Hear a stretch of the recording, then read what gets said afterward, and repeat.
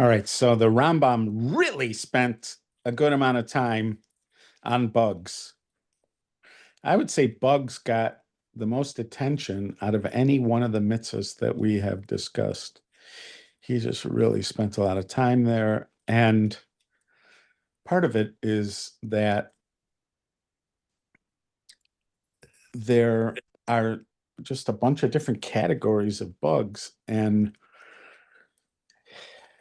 crossover between bugs and birds or bugs and fish. So, and then there's this possibility that you could be liable for several different counts, several different uh, transgressions by just eating one bug. And they may amount to several different lashings for doing that.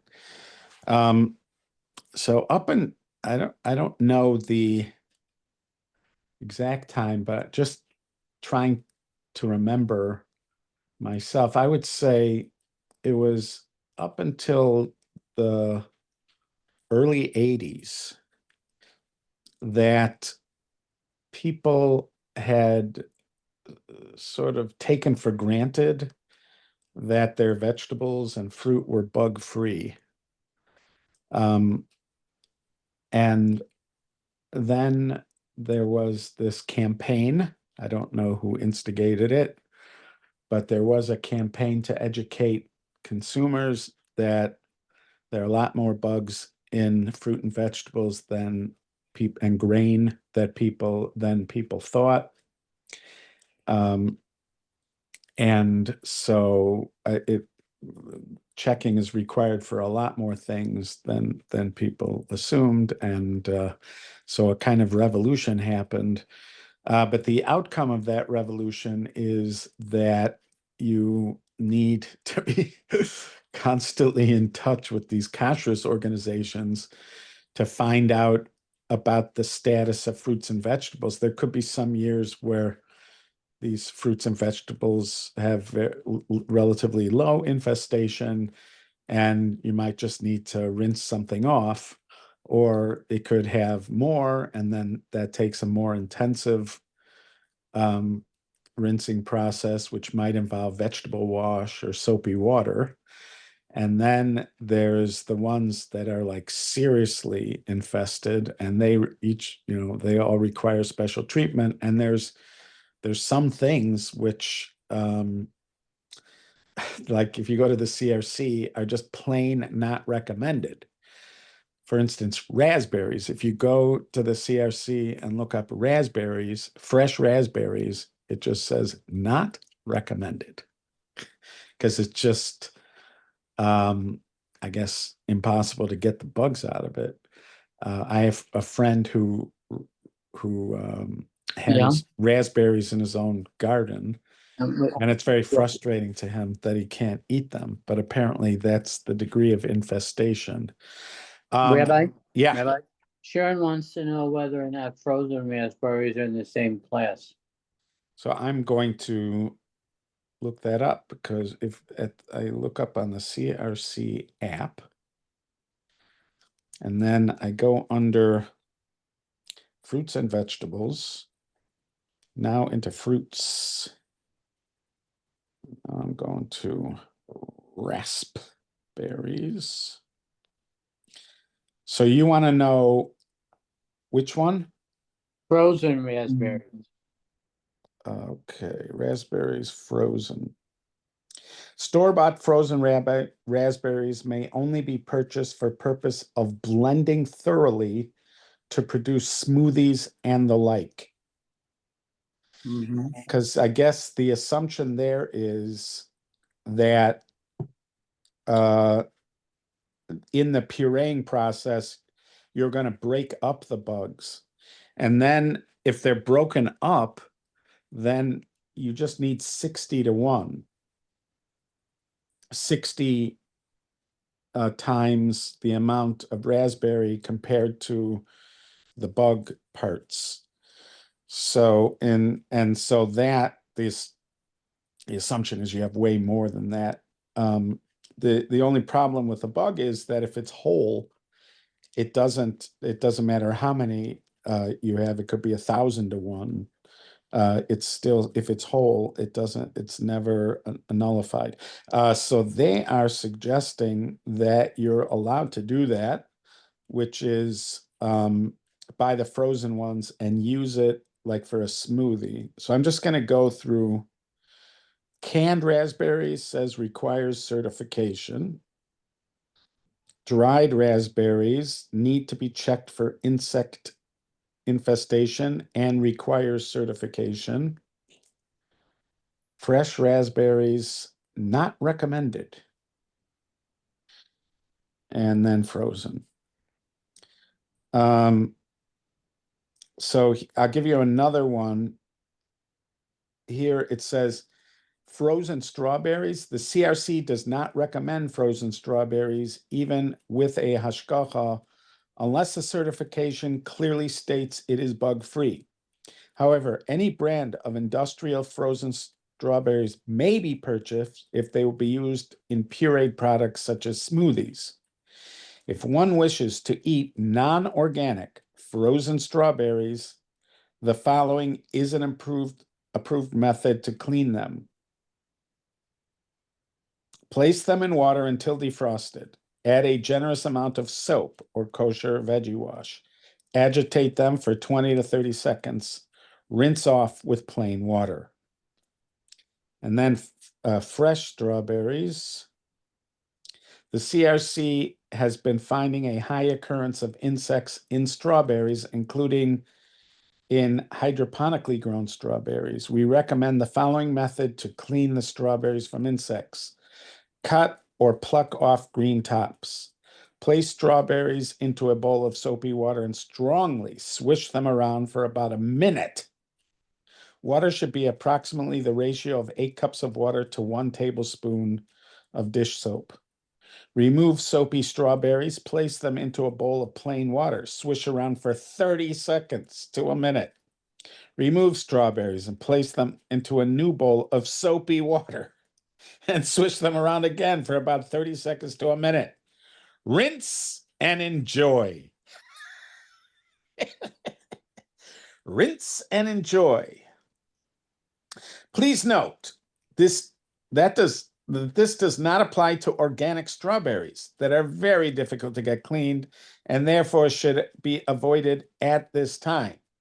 Of course, if one wants to avoid the above steps, one can eat the strawberries by simply cutting off the tops and peeling off the entire outside of the strawberry, followed by a rinse.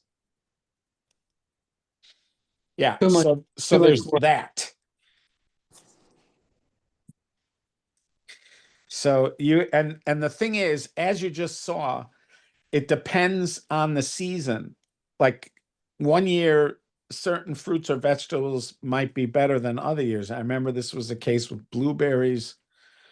Um, that's just going to look at blueberries here. I remember there was a year where they were just very infested, and it was a whole annoying thing here. Those are fresh blueberries. Agitate the blueberries in soapy water for a minute, and then agitate 1 more minute in plain water. This does not apply to organic and you-pick blueberries, which are allowed to be pureed or require the thrip cloth method. There is another method. So that's a lot to have to do for blueberries. Cherries, on the other hand, do not need to be checked and are acceptable without a hechsher. Fresh cherries.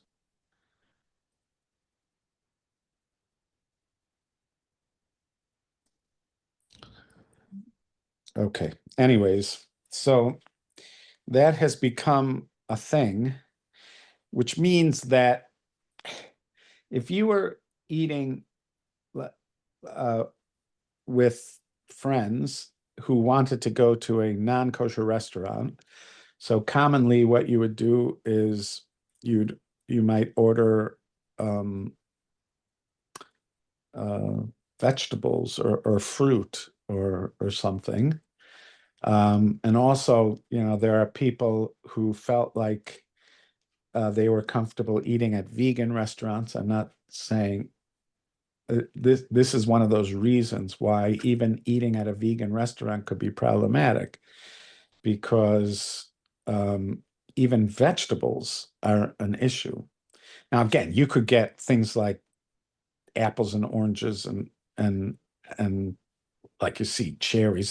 There's all sorts of fruit, watermelon, cantaloupe. There's lots of fruit that are not going to be an issue. Plus, things like cucumbers and tomatoes and carrots. So there are options um, for eating with other people who are not necessarily interested in kosher, but you could see that just because something is vegan or somebody says they're vegan, it's not going to help you about this. If they were Jain, that Indian sect that is their commitment to nonviolence is thorough, so they do not eat bugs or uh, even inhale bugs or step on bugs. They have all sorts of practices to make sure they don't do that. I don't know what to say about that. If you're eating vegan with a Jain person, I don't know. But in general, this complicates things. And then that's on top of the fact that if you're in Israel, there's issues about tithing, whether the vegetables or fruit were properly tithed. So when you're eating in a kosher home, that person in Israel, that person has had to make sure that their vegetables are properly tithed, that their fruits and vegetables are properly tithed, and that they're um, and they've been properly checked for bugs. There were some things where they always checked them for bugs in Israel. I remember at the falafel stores. So there were ladies. I don't know, for some reason it was always like older women that were at the store with these big pans, and on the pan they had chickpeas, the raw chickpeas, and they were checking in between the chickpeas for bugs. So I guess that was something that was known for a long time, was an issue, but I don't remember. I mean, when we first got married in Israel, I don't know if it's still the same in Israel. You used to have to sift the flour. You used to have to sift the flour before using flour to check for bugs. And you also had to check popcorn. You had to go through the popcorn, not after it was popped, before it was popped, as it's just the kernels, and you check through them to see if there are any bugs amongst the popcorn. And very often, when you got to the end of the bag, you'd see a couple at the bottom of the bag. Anyways, that was the reality in Israel. Okay.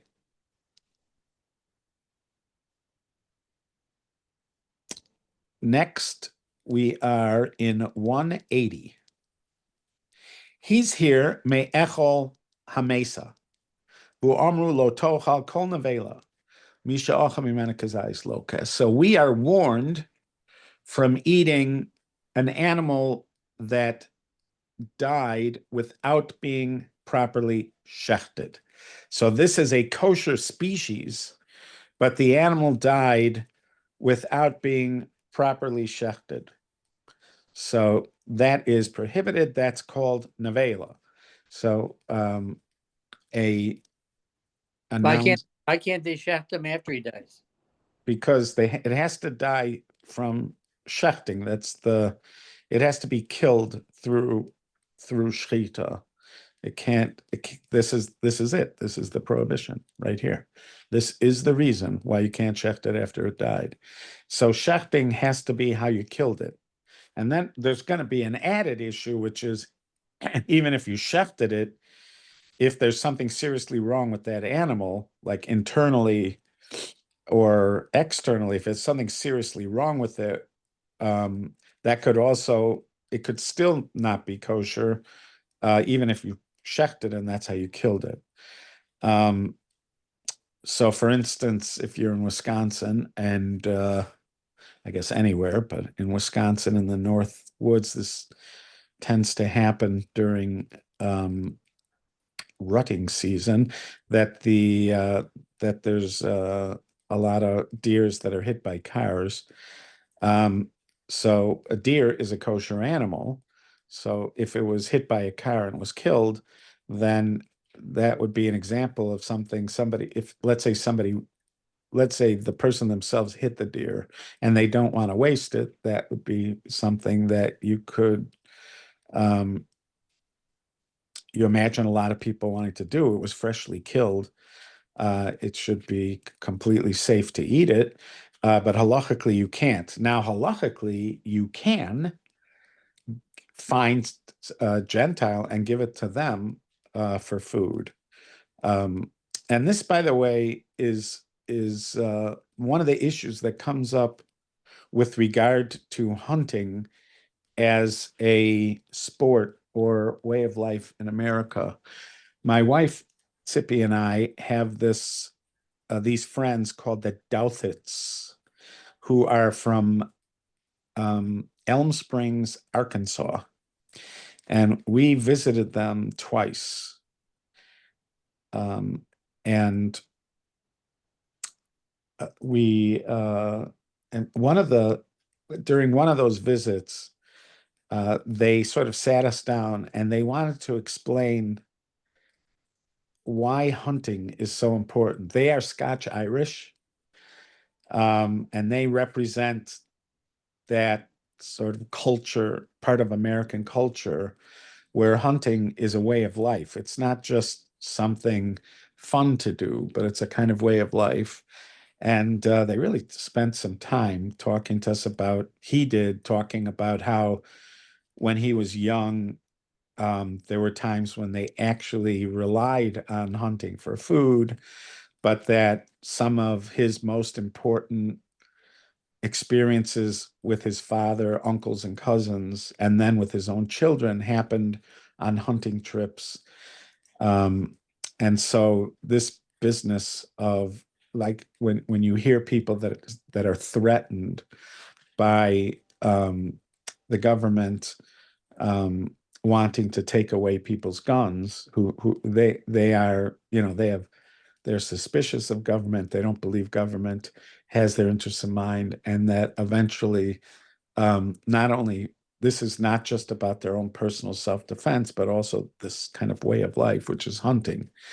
Um, so if you look at some responsa and just the contemporary discussion about hunting, many suggest that this is not something a Jewish person should be doing. Um, and it seems like this the conversations happening um, in the with the assumption that this person is hunting for sport, like fishing. You're going out with some guys, you're going to spend a couple days hunting, and you're just having, like, guys who go fishing.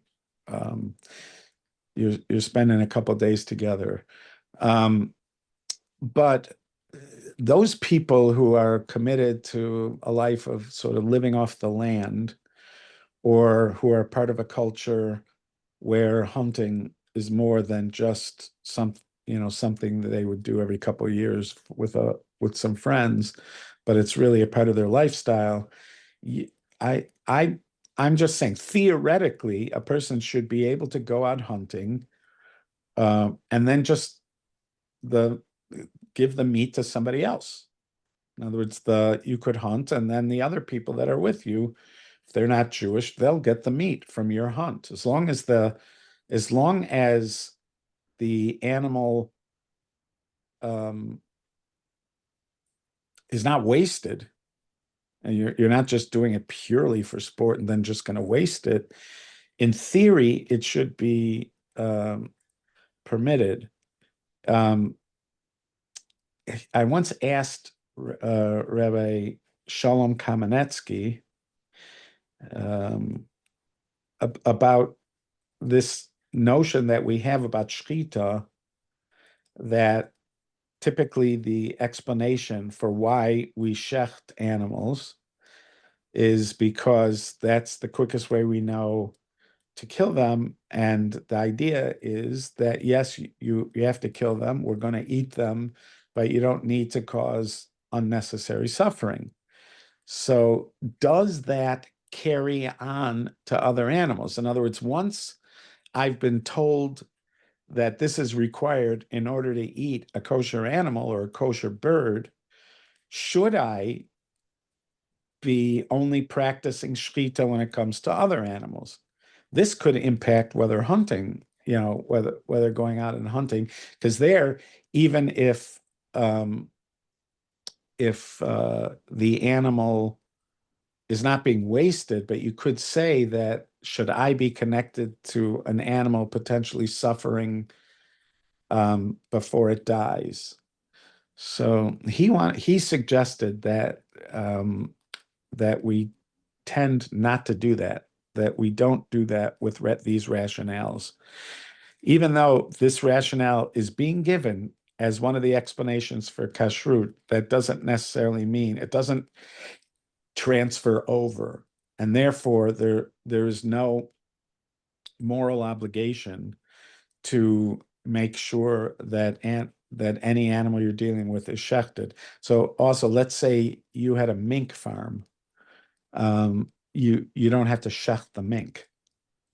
Obviously, you're not supposed to cause extra suffering, which I heard a lot of mink farms might have.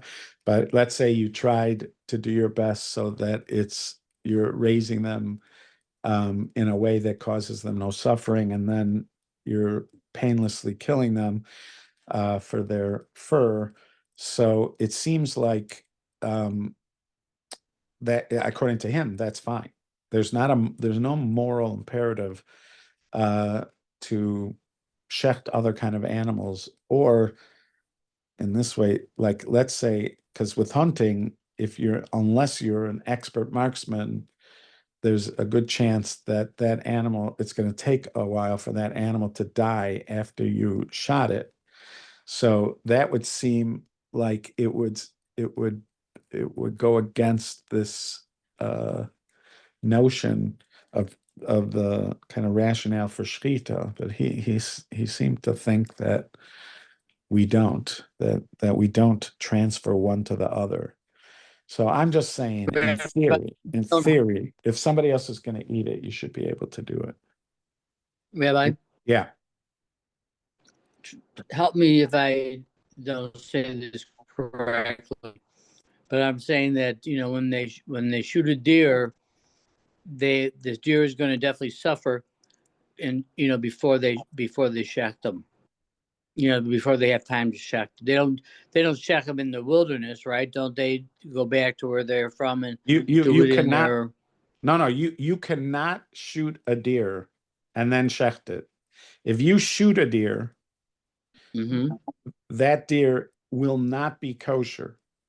You cannot shoot it. I was talking about hunting with other people where they're going to eat the meat, not you. You cannot shoot a But deer. I know, but isn't the deer going to suffer if you do that, and that's against Jewish law?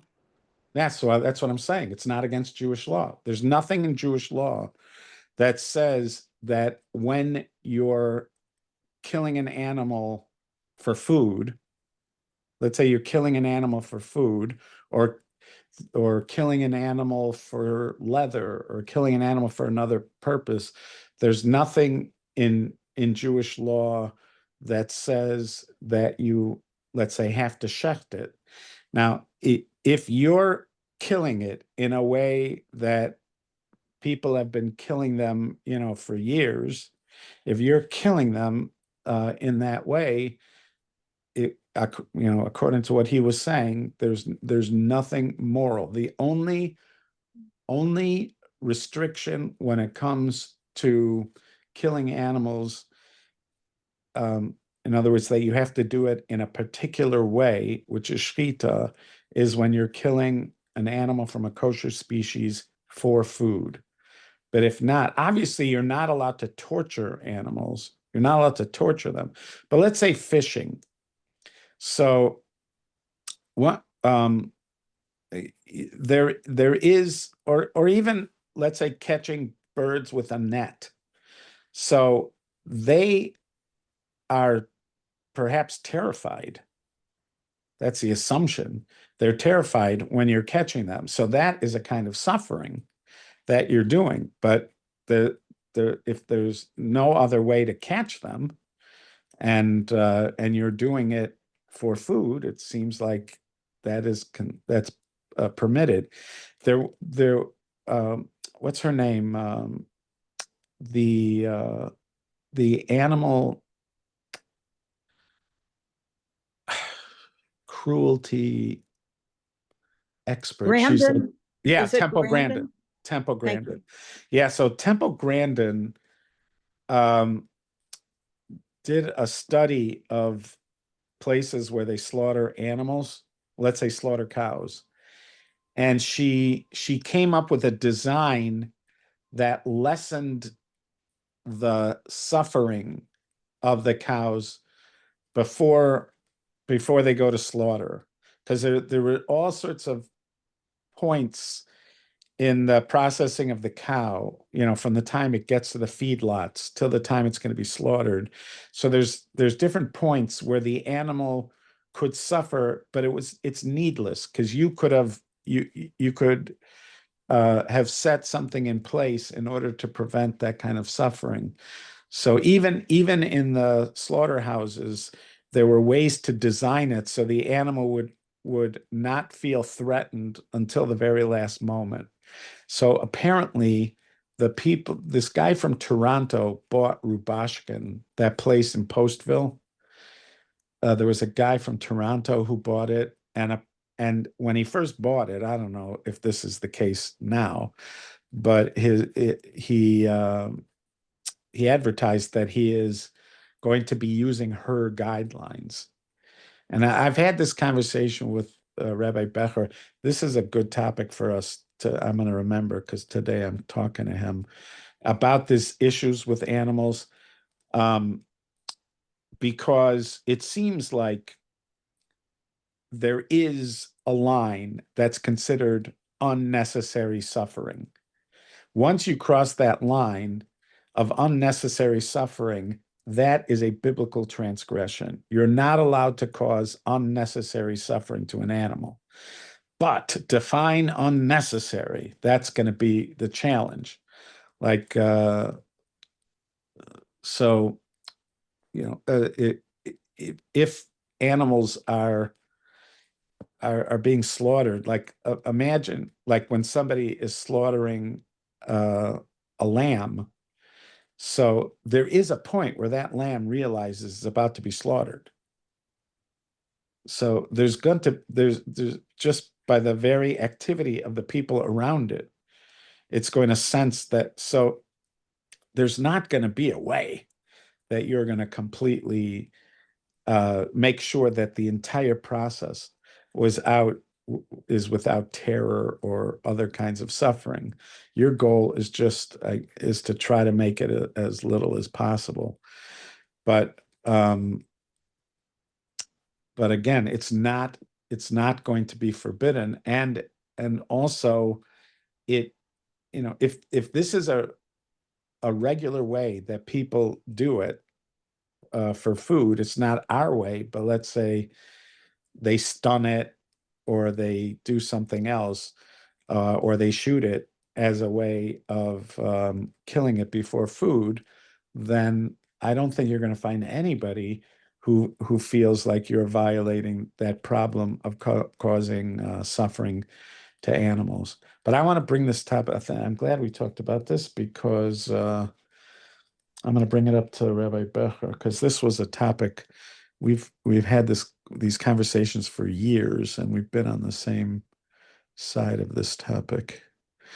So Okay, yeah. catching a fish and throwing it back would not be a good idea. I mean, Right. So there, the question is, does this apply to fish?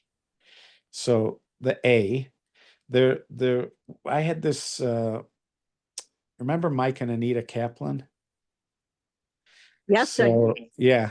So for years we had this running thing. I mean, it became just something that was a kind of fun exchange that we had about whether fish feel pain. So there's, if you can, like at that time, so this is, let's say 12, 15 years ago, when we first started talking about it, there were websites, fishfeelpain.com, fishdonotfeelpain.com, because this was such a raging debate. And it was also amongst scholars. Like there were scholars that got into it because they could show that fish demonstrate a reaction to pain. They, like, if you let's say, you stuck a pin in a fish, it has a bodily reaction that suggests pain. And also they showed that there's a chemical reaction within the fish that suggests pain. It's similar to what chemical reactions that happen to human beings and other kinds of animals when they're feeling pain. So it looked like they had proven that fish do feel pain, but then the argument became, do they process it as pain? In other words, it could be that their body reacts to it, but do they experience it consciously? Do they, and then would that make a difference? So, but I have several friends who are fishermen, and I have one dear friend who is, for whom fishing is his life practically. And he is almost always throwing back the fish. And in his bunch of guys, that's considered more humane than fishing and keeping it and eating it.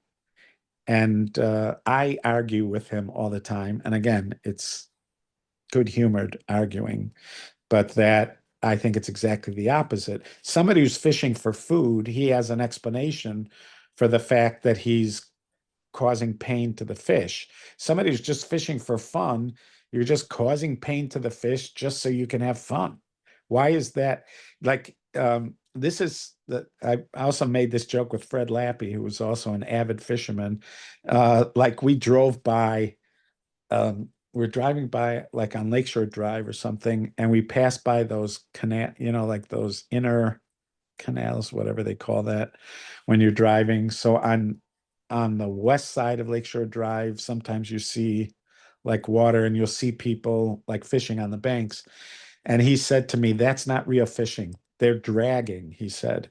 What they do is they put a bunch of different hooks on the end of their line, and then they drag their line through the water and they snag the fish. So he said, that's not fishing. So I laughed and I said to him, what cracks me up is these guys are actually fishing for food. They are fishing for food like people have done for thousands of years. But somehow that's not fishing. But what you're doing when you're out on some motorboat somewhere, fishing off the back with, a line and a lure and then throwing it back, somehow that is fishing. Anyways, yes, so that is the issue with fish. Rabbi, Yeah. if you were to hunt with a stun gun, so you stun the deer and it's not going to die, you haven't mortally wounded it, and then you can check it and eat it then. Or if you used like they shoot those darts that put animals to sleep sometime to Yeah, tag them. tranquilize. Yeah. Right.